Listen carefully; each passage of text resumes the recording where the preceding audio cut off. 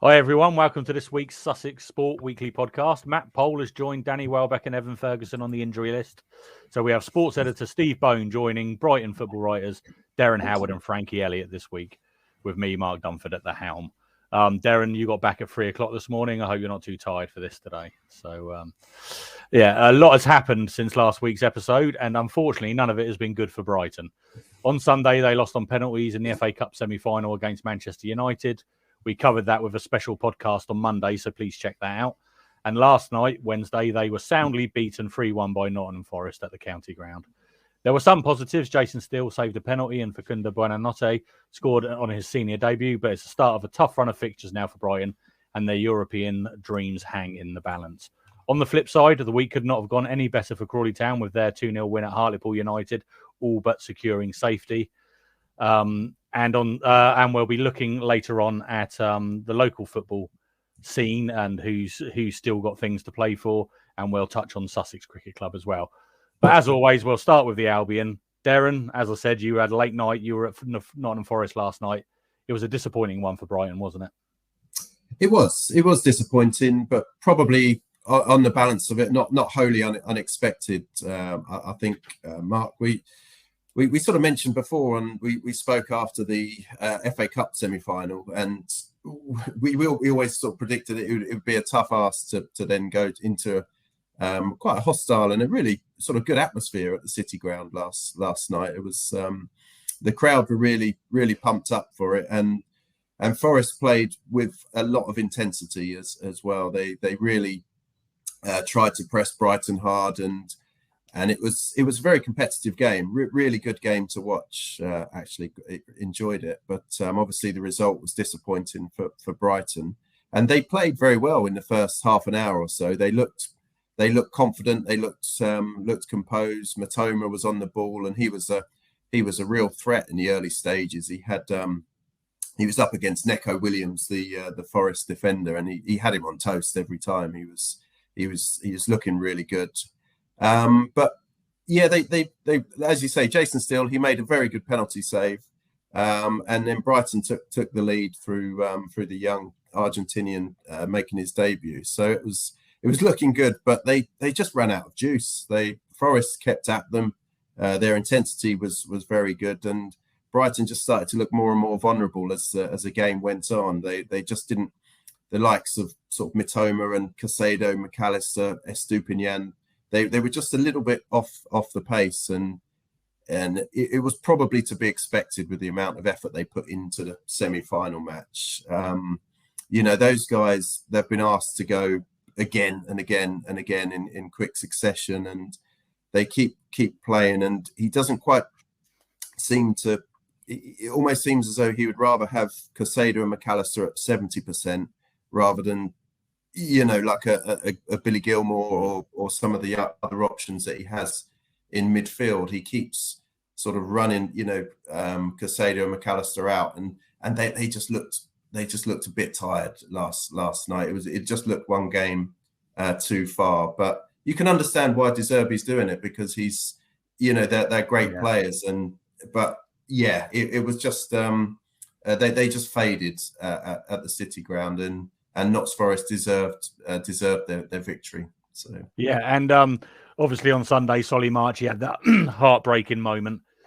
We all know how distraught. We talked on Monday about how that might affect him. How did he perform last night? How did he react? Yeah, he did well. He did do well. He came in and out of the game. And what was really nice, there was a really good travelling support as well last night from Brighton. When we were speaking on the car on the way up, and we were wondering, how many supporters would actually come up, and at the service stations on the way, there was, a good amount of following, and then in the crowd as well, and they were all singing his name as well at the start of the match. Right. And I thought that was a really sort of classy touch from the Brighton fans to really get behind Solly March after, it must be still sort of going through his mind. It's going to take a long while to probably forget that one, but he played well, and in the set he dropped in at left back as well when Estupinian went off. So he played in a couple of positions, and he was solid. But Yeah, it wasn't like a dominant Brighton display, so they struggled to get him on the ball, particularly in the second half, and Mitoma. So they didn't quite have that threat, but it was good. I'm sure he was pleased to get back out on the pitch and to receive the reception that he did from the the brilliant away fans that were there. Yeah. Frankie, we talked on Monday's podcast about the semi-final defeat, about the European hopes. And I hate to mention another podcast on our amazing football podcast, but I was listening to the football ramble, and Andy Brassel said he thinks it's definitely on the table that they won't make it to Europe this year because of recovering what happened at Wembley and the run of fixtures they have now. What do you think about that? Well, I have to say, I never thought, it was never guaranteed that they were never in a strong position to get European football. Brighton, I think they've always been chasing due to they've played a lot less games than everybody else. So I think the main issue was always going to be with whether Brighton got into Europe or not, was how they dealt with playing twice a week. Playing twice a week is extremely different to playing once a week. It's almost a different sport. You have to have such a big squad with a lot of depth, which Brighton don't have, and certainly don't have after the amount of injuries they've picked up. So the game on Sunday, I think, not to call it redundant, but if Brighton had won, let's say, they'd still be going into this game. It couldn't ask for a more difficult game, really, because if they'd won or they lost, they're playing a team away from home with a ferocious atmosphere who are fighting for their lives to stay in the Premier League. So it was never going to be a game that was the perfect game to play afterwards. It was, I think if you say they say they won on Sunday, you then have the issue of players looking with one eye towards the final, maybe taking their eye off the Premier League run, because that's another route into Europe, of course, if they win the FA Cup. So I think you can almost take Sunday's game as not as important as what was coming up, which is playing twice a week against teams that are either fighting for relegation, also fighting for Europe, or in the case of Arsenal and Manchester City, trying to win the Premier League title. And I think if you look at where they are now, they're still 5 points behind fifth place after last night's disappointing result. So they're still not too far away, and they still have 8 games left, which is much more than, 3 games more than teams like Aston Villa, Liverpool and Tottenham. So it's still very, very doable. But the major issue, is, as Derren has alluded to, is it's playing twice a week for a squad that is not used to doing that. And is very, very young, because all the players that are experienced, Delana, Welbeck and Veltman, all carrying knocks, all carrying injuries, going to these away games, which I remember De Zerbi saying at the start of, not the start of this year, when they drew away at Leeds, he brought on Sarmiento and Enciso, 2 players who are 2 of the younger players in the squad, and he was apologising for the fact that he shouldn't have brought them on, because then they weren't ready to deal with the physicality and ferociousness of an away game. I think we saw that last night as well, Buonanotte and Enciso playing up front. Although Buonanotte got the goal, I think you could see that the demands of playing a physical team like Nottingham Forest, who were giving the blood and thunder that was needed to win a game like that, they probably weren't ready for that, and they weren't expecting. And that is to be expected of young players. And this is why I think people like Gilmore and Ayari, who again weren't brought on last night, weren't brought on in the semi-final, I don't think he trusts them, especially in the middle of the park where it is so ferocious. I don't think he trusts them in those situations. So it's like Derren says, he's running McAllister and Caicedo into the ground, which is what we saw for Nottingham Forest's second goal. Caicedo giving the ball away in midfield. I don't think we've seen that at all this season, but they just looked tired. They looked lethargic, and that is to be expected with such a depleted squad. So I don't think that Sunday's result will be the reason for whether Brighton get into Europe or not. I think it will be the amount of games they have to play with such a small amount of high quality players that can deal with it. Yeah. Apparently there's going to be train driver strikes on FA Cup final day, I read this morning. So I'm partly glad Brighton didn't get to the final. That's an absolute nightmare. But Derren, obviously Albion have been missing Ferguson and Welbeck, and they missed Wednesday night. Did De Zerbi give any updates on the injuries, and how was he after the game? Yeah, he was very realistic about it, really, to be honest, of how much Brighton are still adapting to playing these big games 3 times a week. Like he spoke of the need for the team to be able to play, one big game at Wembley, which is like a glamour occasion, and then quickly react, and it could be, the conditions completely change, and you're at the City ground the next day, and it's a different atmosphere. And he's wanting the squad to be able to develop, to be able to deal with these different challenges. And and it's clear that it's not quite there yet. They don't have the depth available to do that. And he made a couple of references into his post-match press conference that he was very quick to say that I think I know the way to do it, but I need to speak to Tony Bloom, because he knows what needs to be done, or he thinks he knows what needs to be done and how to adapt it. But it was a couple of references and a clear message to the chairman that, hey, if you want to continue at this level and challenge for these, European spots and to play these big games at Wembley against squads like Manchester United, who obviously have almost limitless funds to put into their squad, then there needs to be some progress with the strength and the depth of the squad. They have had a few injuries, but then Nottingham Forest, they've had loads of injuries as well. Teams at this time of the season, this is where the squad is really, really tested. And you can just see that there is weaknesses now in the Brighton squad which need to be addressed. De Zerbi knows that.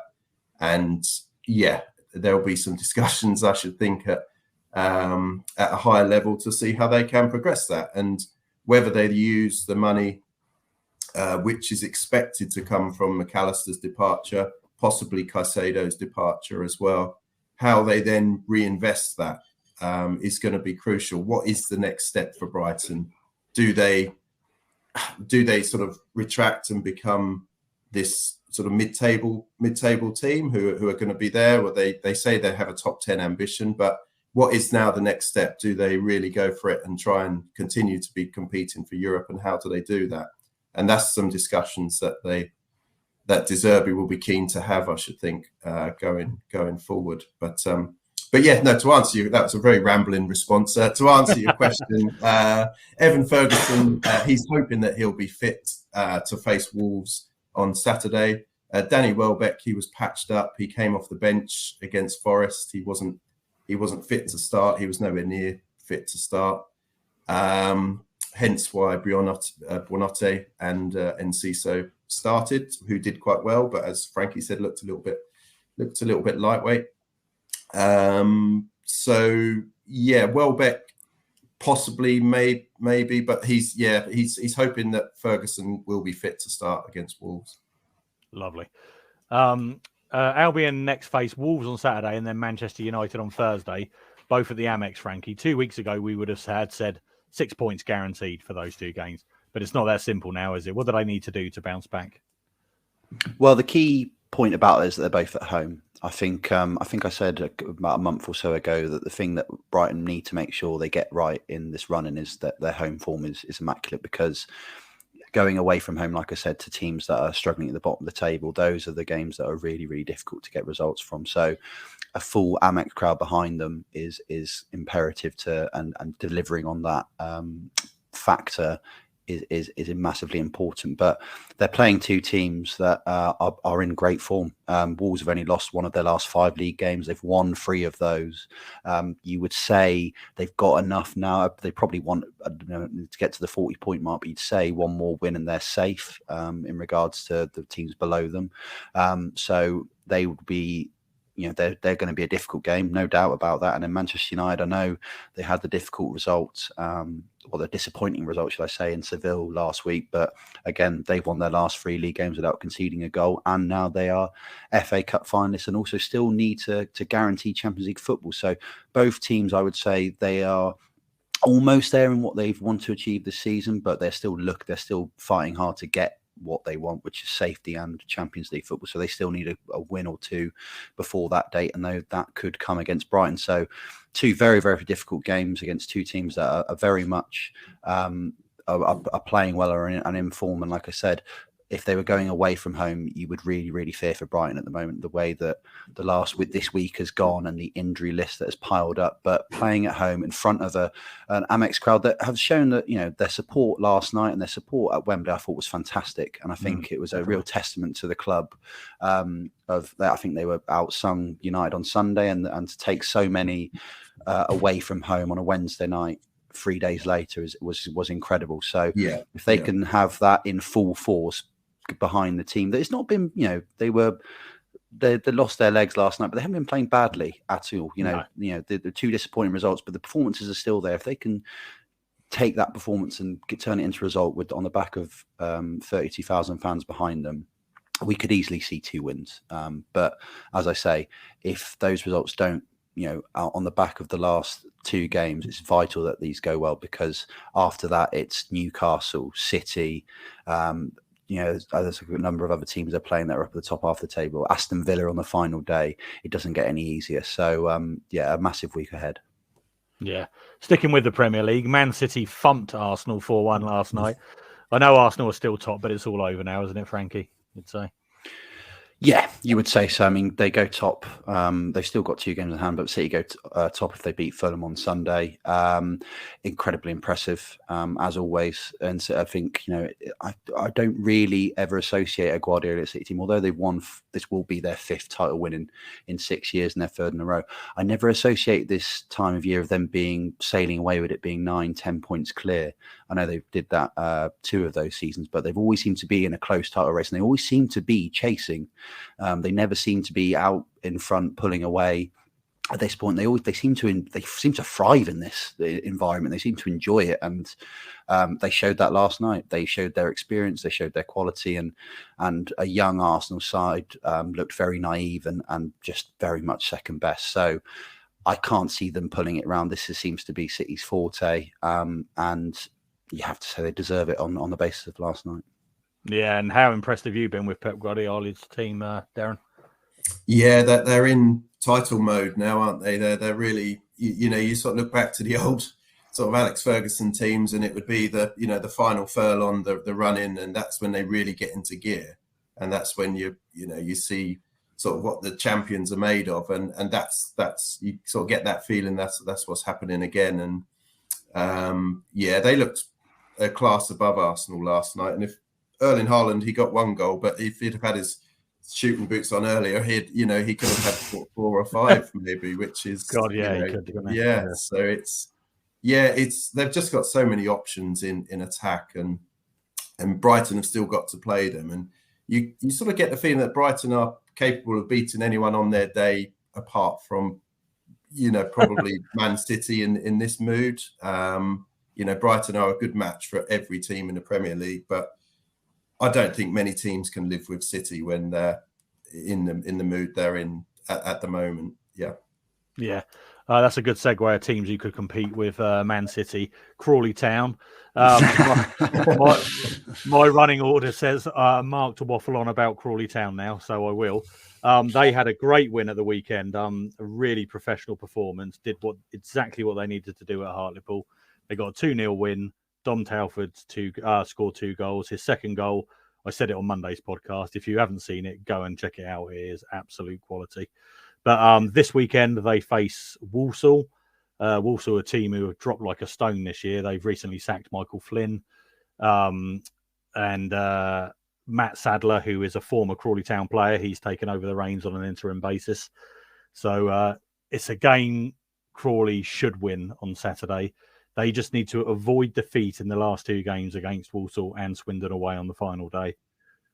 But if they don't, Hartlepool have to win both games against Barrow and Stockport to overtake Crawley. So it is 99% sure that Crawley are safe, but we know football, it can turn around. But Hartlepool, even if they beat Barrow on the final day, Stockport could still be looking for automatic promotion from League Two. So it's very hard to see Hartlepool winning both games and Crawley not picking up a point in their final 2 games. So, no, I was really pleased for Scott Lindsay on Saturday. He looked like the cat that got the cream after the game sort of thing. He was and I think it helped because I don't know if you saw the story. It's on sussexworld.co.uk.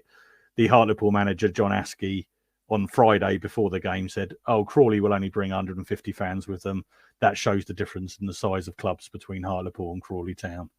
And I think that was motivation enough for Scott Lindsay and his team talk before the game. So, it was really good. I'm speaking to Scott this afternoon at the press conference, so look out for videos on sussexworld.co.uk for a preview for that.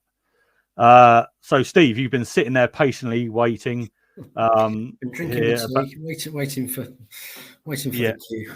Yeah, absolutely. And you're going to hear to talk about proper football, aren't you? Not this fancy Absolutely. Yes, Premier League professional stuff. So can you give us an update on where all the local sides are and who still have something to play for? Yes, it's all falling into place now. We're reaching the very end of the season. In fact, some of the non-league divisions have now finished. So we're going from step 2 downwards, which I think is the sensible way to do it. The good story at this end of the season for us in Sussex is Worthing FC. They have now qualified for the National South playoffs. They're certain of a place in those playoffs. They're still jostling for position and hoping to get a home playoff. It's a sort of quarter-final first because there's actually 3 stages of playoffs at that level.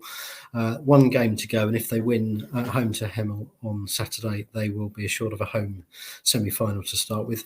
They've also reached the Sussex Senior Cup final. They had 2 games in 2 nights, won them both, beat Hastings on penalties last night to reach the Senior Cup final, in which they'll play Bognor on May the 11th at the Amex. So we're looking forward to that one. Should be a good game between those 2 old fierce rivals. Also in the National South, Eastbourne Borough have just missed out, sadly, on the playoffs. They can't now do it. They're only 1 place outside, and they've been on the fringes of that race all season without quite sort of getting in there. They haven't quite been consistent enough. So they'll be back in National South next year. Isthmian Premier, it's as you were, really. Our 4 Sussex clubs in that division at step 3, Lewis, Horsham, Hastings and Bognor, will all be back in it next year. Lewis, Horsham and Hastings actually finished 6th, 7th and 8th immediately outside the playoffs. If any of them had got 1 more win or 3 more points, they would have been in those playoffs. So it's a shame for them. Just didn't quite have enough. Bognor were quite a bit further down. They finished 14th or might have been 13th in the end. So they will look to the cup final to sort of get them moving again. The interesting one has been in the South East Division. Burgess Hill are now safe in that division for another year. They got a point on Saturday to make sure of that. But Haywards Heath finished in the relegation playoff zone and will play Redbridge from the Essex Senior League on Saturday. It's a one-off game. The winners will be at step 4 next year. So in Haywards Heath case, that would be back in the Isthmian South East, you would think. If they lose, they will be down. Again, you would think in the SCFL Premier, huge game for them, real make or break. Jay Lovett has got them fired up for it. There'll be a big crowd there, and we'll be keeping an eye on that one. At the other end of the Isthmian South, Whitehawk have got a chance of getting into the Premier because they're in the playoff final, which takes place this weekend. They had a really good season. They've been in the top 5 most of the season.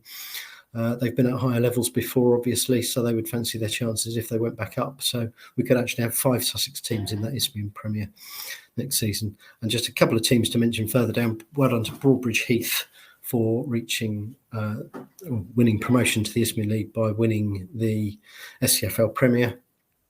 And behind them, second place, Crawley Down Gatwick, by virtue of finishing as runners-up in that SCFL. They've also earned themselves a step 4-5 playoff. They go to Sutton Common Rovers at the weekend, and if they win that, they too will be looking at a place in the Isthmian South East for next year. So it's been good. You know, there's been some success stories and some struggles this season as ever across Sussex, but the interest has kept going right to the end. Yeah, and it's Sean Saunders who's in charge at Whitehawk, isn't it? Yes, and that's right. It's Haywards Heath. Yeah, and I was going to say ironically, well, not ironically, coincidentally, whatever you want to say. I don't want to misuse irony like Alanis Morissette did. He took Haywards Heath up into that league, didn't he? He did. Yes. And then if he goes up and Haywards Heath go down, it shows, yeah. And we should perhaps just mention there's been a real managerial merry-go-round. Yes, I was just about to say that. Yeah, so for Haywards Heath, Burgess Hill, and Lancing will all soon have had 3 different management teams in the last 6 months, because we've had news today that Dean Cox has resigned from Lancing after doing very well with them over the last 6 months of the season, keeping them in that division in the Isthmian South East with a bit to spare. He's resigned and he has gone to Burgess Hill as manager, back to Burgess Hill, because he had a couple of spells playing there. Dean will be known to many sort of viewers as an ex-Brighton, Crawley, Leyton Orient player. Also turned out for Eastbourne Borough, Worthing, and for Burgess Hill. And he says he's happy to go back there. He knows a lot of people there. there. So I imagine they'll be having a bit of a go with him in charge next season. Leaves Lancing in the lurch a little bit. That's happened a couple of times to them in the past 6 months. They lost Alex Walsh and Dale Hurley mid-season. They went to Haywards Heath and then were replaced themselves there by Jay Lovett after he got sacked by Burgess. I'm going to ask questions on this later, by the way. Make sure you know who's gone where, but I have trouble keeping up with it myself sometimes. But no, interesting one for Dean Cox, and we'll be speaking to him in the Sussex papers and online over the next week or two about what his plans are. But good luck to him. Yeah, no, Dean's a lovely bloke. I've spoken to him when he was at Burgess Hill, when he was at Crawley Town. And we're hoping at some point to get him on this podcast as well. So I'm calling him out now to come on this podcast. I'm sure he'll talk. Yeah, and talk to us about it. So, and just quickly mention the Senior Cup final. It's on. Can you give us the details when that is? And is Worthing will go in as favourites, do you think? Yeah, so it's Thursday, May the 11th at the Amex. Don't think we've had a kick-off time confirmed yet. I think Worthing will be favourites because they're now a division above Bognor, and they've had a better season at that level than Bognor have had at their level. But the only thing that could come into play is that if Worthing are still thinking about National South playoffs at that time, because it's two weeks today, into the second week of May, they could still be thinking about playoffs, possibly even a playoff semi-final or final. That will be their priority over the Sussex Senior Cup, you would think. So they might have to play a lot of youngsters. Having said that, they had to play a lot of youngsters against Hastings last night and came through and won on penalties. So they'll still be a force to be reckoned with. And yeah, I think the smart money would be on Worthing, but you never discount the Rocks. You never know what they're going to do. So we'll be there to watch anyway, and hopefully be a good game.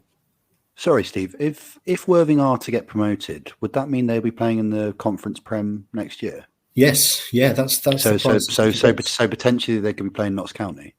Yes, yeah, absolutely, yeah. So national champions are promoted automatically to the National Premier, and then the sides from 2nd to 7th, which I always think is a bit of a stretch, 2nd to 7th playing the playoffs. Eventually, one of those will join the champions in going up. So it's really exciting for Worthing. I mean, this is their first season at National South. Apart from anything else, they've done really well to get this far. Great opportunity for them. Amazing. I would think that's one of the biggest steps up in. It is in football, isn't it? You've got so many ex-football league clubs in that division. Half of that division is ex-league clubs with big setups and big infrastructure. So it is hard to go up and compete, but I'm sure they'd like to give it a good go. Yeah, absolutely. Before we go on to the score predictions, well, let's touch on Sussex cricket. Steve, the rain saved Sussex against Yorkshire last week. And they're already started against Gloucestershire today, and they're 47 for 1, and there's a rain delay already in Gloucester.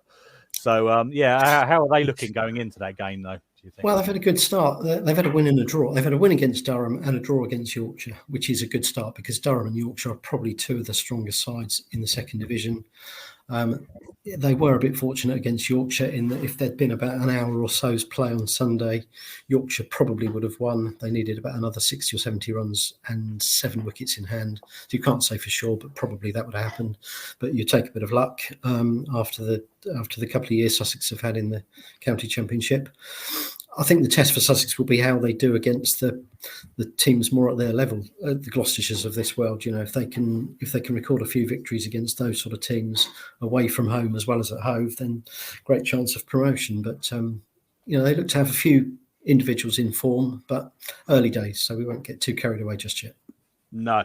And Frankie, with Steve Smith joins Sussex next week. You're going along on Tuesday to speak to him. How exciting is that for Sussex and for the county game as a whole, do you think?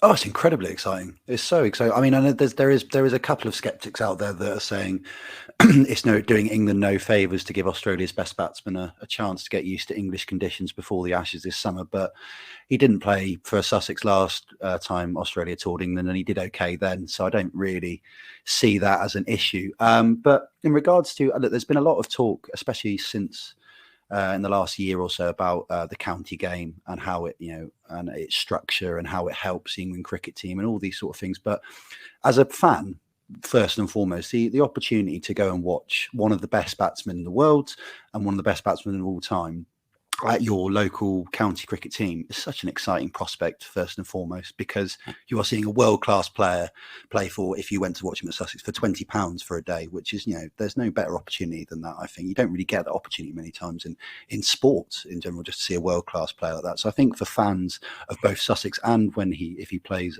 away from Hove, it's a great opportunity. I think for the players, if you look at the Sussex team, I know Farbre spoke in the pre-season media day about the fact that he wasn't concerned about Sussex batting lineup. He said they were very strong and they have some great players there. I still think they're a bit fragile. So I think when he comes in, he will, if you're playing alongside Bajara, that gives them a lot of quality at the top end to score a lot of runs and support the young players around him. I think for the young players, how could you not learn an awful lot from them too, playing out in the middle or in the field or in training? That's an amazing opportunity for such a young squad, and also for opposition players. The opportunity to bowl at him. What an amazing experience! What an opportunity to say that you may have got him out.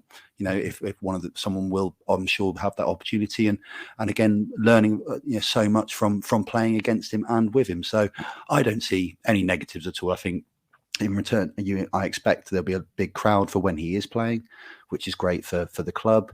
And I expect Sussex to play better, which is what they need, because as Farbre said at the start of the season, they're aiming to be at the higher end of the table. So there are winners all over the place, I think, and a great, and first and foremost, a great player, playing in England, which is what we want to see. We want to see high quality cricket, and that is what he brings.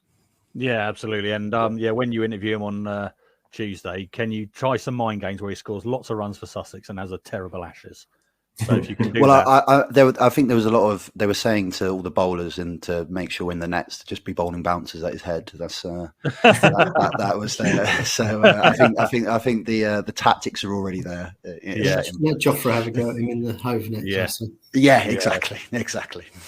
Indeed. Cool, excellent. So let's look at score predictions then. We'll start off with Brighton. Derren, first of all, Brighton versus Wolves Saturday. Yes, yeah. They've had.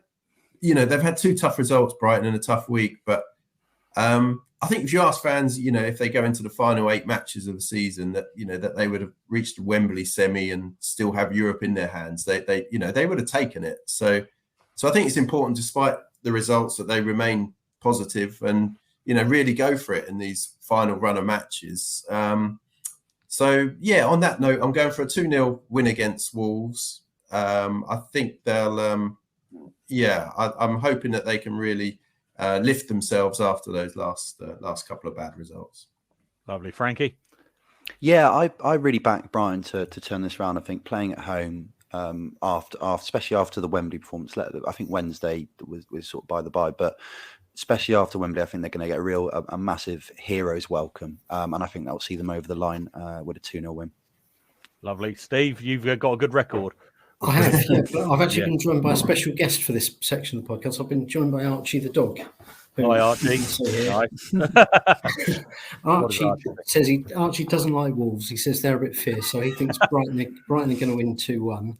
But I'm a little bit worried about Brighton Wolves. I think it might be a draw. I think Brighton might still have a little bit of a sort of bit of a cliche, but cup hangover. So I'm going for a draw. Right, okay. And then we'll look at Manchester United, Brighton v Man United, which is Thursday night. Steve, start with you this time. I'm going to go for another draw there. I think they might cancel each other out, both still going for different sort of European positions and what have you. I'll go for 2-2. Archie says 4-2 to Brighton. 4-2 to Brighton. Wow. I love it. I love his positivity. Great. Frankie? Well, last time we said there would be so many goals because it was two highly attacking sides and it finished 0-0. So I'm going to go on that basis, and I think United might win. I think they're going to win 1-0. Fair enough, Derren. I'm going to go for 6 points from their next 2 matches. So I think they're going to do almost agree with Archie, and I'm going to go 3-1 though to Brighton. Fair enough. Yeah, Crawley, they've got Walsall. I think they're going to put on a bit of a show this week. The players are going to be relaxed and that. I'm going to go for a 2 or 3-0 win for Crawley this weekend. Derren? Yeah, I'm going to go for a Crawley win as well. As you say, Walsall have been struggling lately, so I'm going to go 2-0 Crawley. Go, Frankie. Yeah, I think the same thing. I think I'm going to go for a 3-1 Crawley win. I think a good way to sort of celebrate what they've achieved so far. Yeah, Steve. Yeah, I'm with you on this. I think they've got a bit of momentum going. I think Crawley 1-0. Archie thinks they're going to win 7-4. What does he know? Excellent stuff. Well, thanks for joining us this week, and look out for updates on all the news and games we've talked about here at sussexworld.co.uk. Thanks, Derren, Frankie, and Steve, and we'll see you again next week.